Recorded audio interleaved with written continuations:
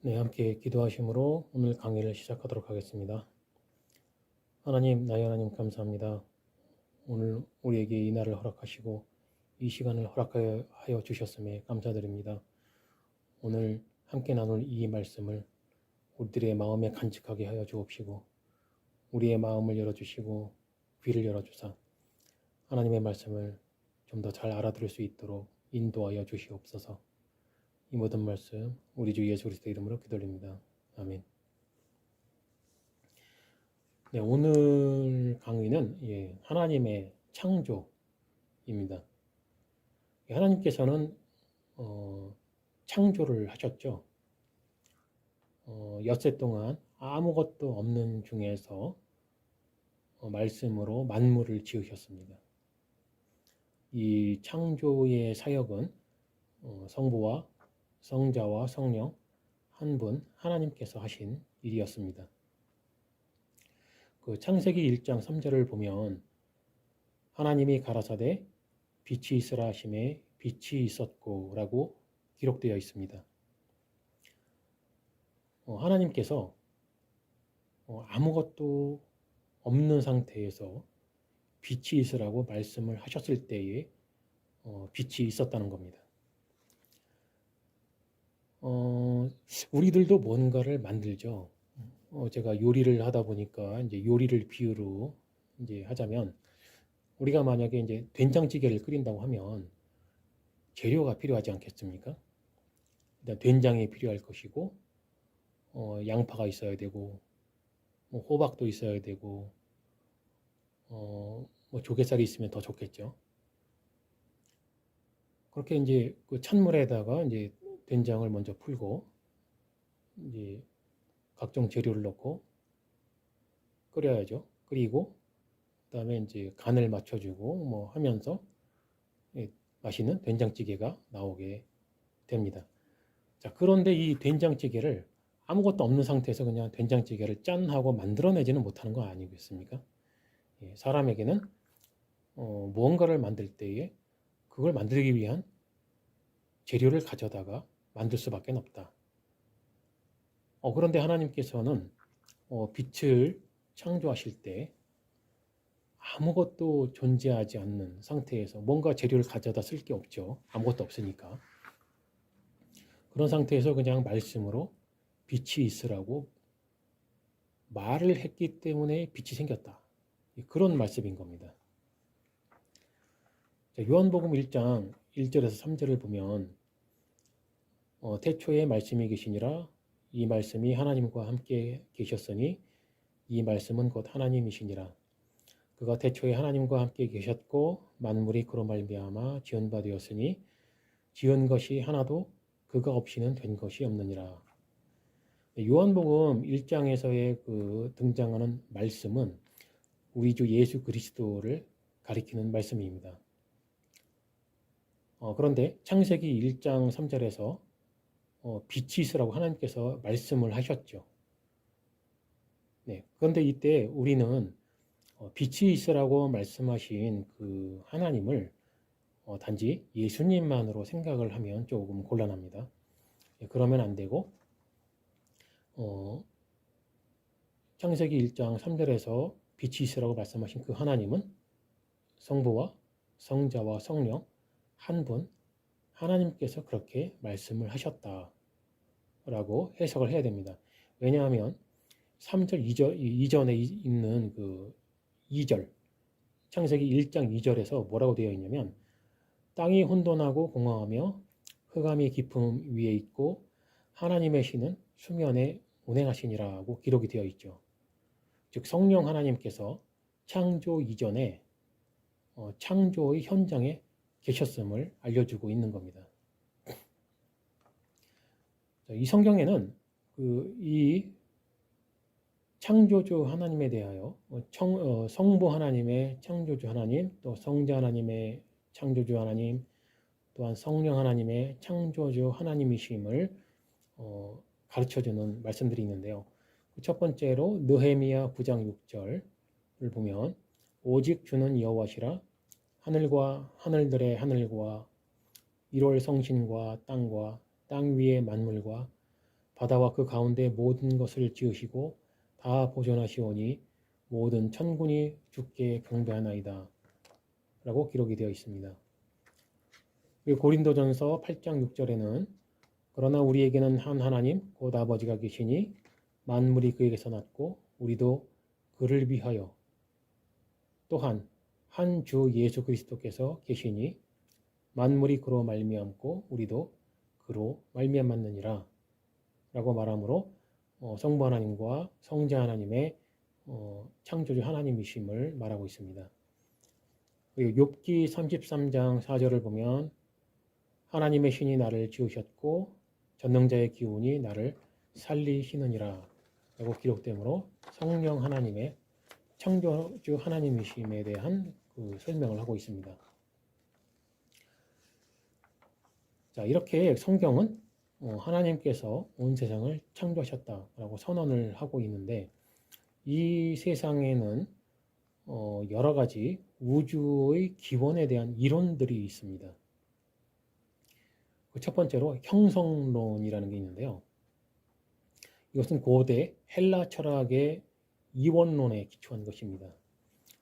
특히 이제 플라톤이라는 사람이 주장한 것인데 이 플라톤에 의하면 이 우주에는 영원한 이데아의 세계와 가시적인 현실 세계가 있는데 이 물질 세계죠. 이 데미우르그라는 조물주가 있어서 완전한 이데아로부터 조잡하고 불완전한 물질을 가지고 눈에 보이는 현실 세계를 조성했다라고 주장을 하고 있습니다. 그리고 이 두 세계는 영원하다고 생각을 했습니다.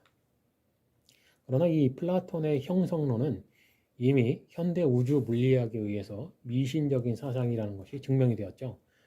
왜냐하면 우주 물리학에서는 이 우주가 영원하지 않고 성경의 가르침과 같이 시작과 끝이 있다는 것을 알게 되었습니다.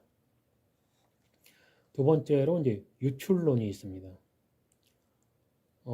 이것은 우주의 만물이 하나의 존재로부터 필연적인 과정을 통해 유출된 것이라고 보는 것입니다. 이 고대 신플라톤주의 철학자의 창시자 이 플로티누스가 주장한 이론인데요. 그는 완전하고 궁극적인 존재가 있는데 그 존재를 일자라고 했습니다. 영어로는 the one이라고 하죠. 이 일자의 존재가 너무나 풍성하여 이 넘치고 흘러 넘쳐서 정신의 세계가 유출이 되었다는 거죠. 또 계속해서 풍성하게 넘치고 흐르다 보니까 그 정신 세계에서 또 영혼의 세계가 유출이 되었다는 겁니다. 또 이 계속해서 이제 풍성하게 또 이 넘치다 보니까 이 영혼의 세계에서 또 흘러 넘쳐서 물질의 세계가 유출되었다라고 하는 이론입니다. 이것은 마치 어떤 그 계단식의 분수를 생각을 하시면 됩니다. 제일 꼭대기층에 있는 분수에서 이제 물이 나오는데 그 물이 차고 흘러 넘치다 보니까 그 밑에 계단에 있는 그 분수대로 물이 흘러 넘치는 거죠. 또 그것이 또 흘러 넘쳐서 세 번째 계단에 있는 분수에 물이 흘러 넘치고 또 그것이 네 번째 계단으로까지 마지막 계단까지 물이 흘러 넘쳤다. 이것이 이제 그 유출론의 비유인데요. 이렇게 흐르고 흘러 넘쳐서 생겨난 것이 이 우주이다라고 주장하는 것이 유출론입니다. 자, 그런데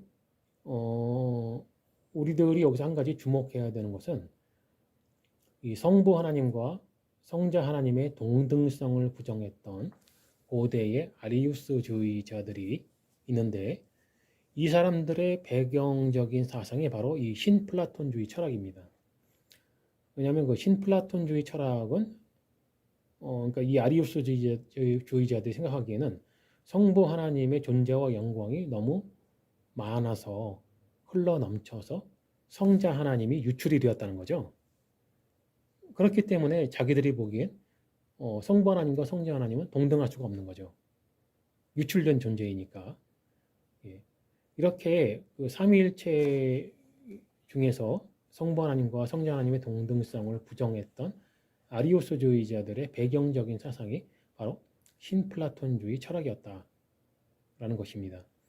이 사람들이 좀 더 성경의 말씀에 집중하고 믿었더라면 이렇게 해석하지 않았을 텐데, 이 사람들은 성부 하나님과 성자 하나님의 동등성에 대해서 고민을 하다가 이 신플라톤주의 철학에서 그 해답을 가져온 것입니다. 예, 그래서 그런 이단적인 사상이 나왔던 것이죠. 네, 세 번째로는 이제 유물론이 있습니다. 유물론은 만물의 본질과 일차적인 기원이 물질이다. 물, 불, 원자 혹은 소립자, 이런 그 물질의 다양한 변화에 의해서 모든 것이 만들어지고 조성되었다고 보는 겁니다. 그리고 신은 단지 허상일 뿐이며 정신은 2차적인 것으로서 물질의 작용 혹은 그 결과라고 보는 겁니다. 그러므로 유물론자들은 기본적으로 무신론자입니다. 그들은 하나님의 존재를 부정하죠. 자, 그런데 하나님께서는 그 어떤 그 필연이나 어떤 그 외적인 그 필요 또는 강압에 의해서가 아니라 오직 자신의 자유로우시고 기쁘신 뜻, 즉 그의 절대적인 주권에 따라 이 우주를 창조하셨습니다. 그리고 하나님께서는 모든 것을 하나님 보시기에 아주 좋게 창조하셨습니다. 창세기 1장 31절에 이렇게 기록되어 있습니다. 하나님이 그 지으신 모든 것을 보시니 보시기에 심히 좋았더라. 저녁이 되며 아침이 되니 이는 여섯째 날이니라. 자, 그런데 이 세상에는 우리들이 보기에 아주 좋지 않은 것들이 있죠. 전쟁이 있고 범죄가 있고 시기와 질투, 자연재해 등이 있습니다. 지진이 있고 막 화산이 터지고 막 이런 좋지 않은 것들이 있죠. 우리에게 보기 좋지 않은 이런 것들이 하나님께는 보기 좋은 것이었을까요? 아닙니다. 그렇지가 않죠. 하나님께서는 모든 것을 하나님 보시기에 아주 좋게 창조를 하셨는데 사람이 하나님께 죄를 지음으로 인해서 이 모든 것이 저주를 받은 것입니다. 즉 우리들의 눈으로 보고 있는 이 좋지 못한 모든 현상들은 사람이 죄를 짓고 난 이후에 나타난 현상들이라는 거죠. 창세기 3장 17절에서 19절에 이렇게 기록되어 있습니다. 아담에게 이르시되 네가 네 아내의 말을 듣고 내가 너더러 먹지 말라 한 나무 실과를 먹었은즉 땅은 너로 인하여 저주를 받고 너는 종신토록 수고하여야 그 수호산을 먹으리라. 땅이 네게 가시덤불과 엉겅퀴를 낼 것이라. 너의 먹을 것은 밭의 채소인즉 네가 얼굴에 땀이 흘러야 식물을 먹고 필경은 흙으로 돌아가리니 그 속에서 네가 취함을 입었음이라. 너는 흙이니 흙으로 돌아갈 것이니라 하시니라. 네, 성경은 분명하게 선언하고 있습니다. 땅이 너로 인하여 저주를 받았다. 땅이 네게 가시덤불과 엉겅퀴를 낼 것이다. 즉 사람이 죄를 짓기 이전에는 땅은 사람에게 가시덤불과 엉겅퀴를 내지 않았다는 거죠. 즉 하나님께서 보기 좋게 창조하신 그 모습 그대로 있었으나 사람이 죄를 짓고 타락을 함으로 인해서 이러한 좋지 못한 결과들이 나타나게 되었다라는 것입니다. 그러므로 우리들이 지금 보고 있는 이 세상의 모든 그 좋지 않은 그런 현상들은 하나님에게 원인이 있다거나 하나님께서 그렇게 하신다기보다는 우리가 죄를 지었기 때문이라는 것입니다. 그러므로 우리는 먼저 그런 자연현상들을 보았을 때 하나님을 원망할 것이 아니라 먼저 우리들의 죄를 돌아보아야 할 것입니다. 네, 오늘 말씀은 여기까지고요. 함께 기도함으로 오늘 강의를 마치도록 하겠습니다. 하나님 나라님 감사합니다. 오늘은 하나님의 창조하심에 대하여 생각을 해보았습니다. 하나님께서 이 세상을 창조하셨고, 그러나 성부와 성자와 성령 한 분 하나님께서 이 모든 것이 존재하라고 말씀을 하셨으므로 존재했다는 것을 알게 되었습니다. 진화론자들이 말하는 것처럼 점진적인 변화를 통해서 생겨난 것이 아니고 하나님께서 말씀하심으로 세상이 존재했고 내가 존재하고 있다는 것을 하나님의 말씀을 통하여 배우게 되었습니다. 또한 이 세상에서 보여지고 있는 이 수많은 좋지 않은 현상들이 하나님께 원인이 있는 것이 아니라 우리들이 죄를 지은 이후에 나타난 결과라는 것을 알게 되었습니다. 우리에게 자연재해를 보며 우리의 죄를 돌아보게 하옵시고 우리가 어디로부터 잘못했는지를 깨닫게 하여 주시옵소서. 이 모든 말씀 우리 주 예수 그리스도의 이름으로 기도 올립니다. 아멘.